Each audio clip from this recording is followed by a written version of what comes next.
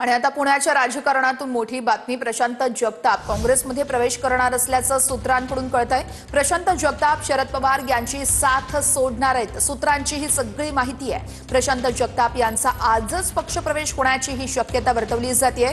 पुण्यामध्ये आणि अर्थातच पिंपरी चिंचवडमध्ये शरद पवार आणि अजित पवार एकत्र येऊन निवडणूक लढवण्यास प्रशांत जगताप यांचा विरोध होता आणि तेच आता काँग्रेसमध्ये जाणार असल्याची चर्चा रंगू लागली आहे। गिरीश गायकवाड आमचे प्रतिनिधी या संदर्भातल्या सगळे अपडेट्स आपल्यापर्यंत पोहोचवतात। गिरीश, नेमकं काय घडतंय?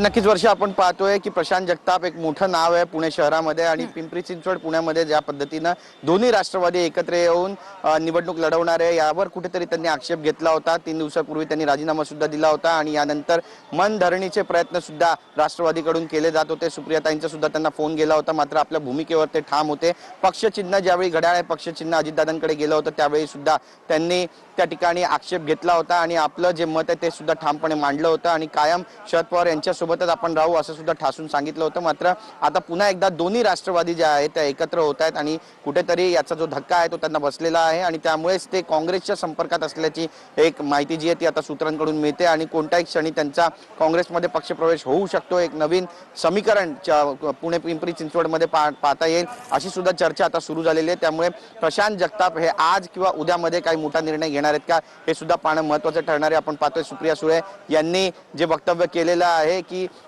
जे घडून गेलेलं आहे त्यावर आता पुन्हा काय भाष्य करायचं अशा पद्धतीचं त्यांचं विधान आहे। त्यामुळे कुठेतरी ही सुद्धा बाब त्यांच्या मनाला लागल्याचं बोललं जाते आणि प्रशांत जगताप उघड जरी काही बोलत नसले तरी जे जवळचे कार्यकर्ते त्यांच्याकडून जी माहिती मिळते त्यानुसार काँग्रेसच्या ते संपर्कात असल्याचं बोललं जातं। या सगळ्या घडामोडींवरती आपलं लक्ष असेल। तुमच्याकडून सगळे अपडेट्स घेत राहू। तुर्तास धन्यवाद।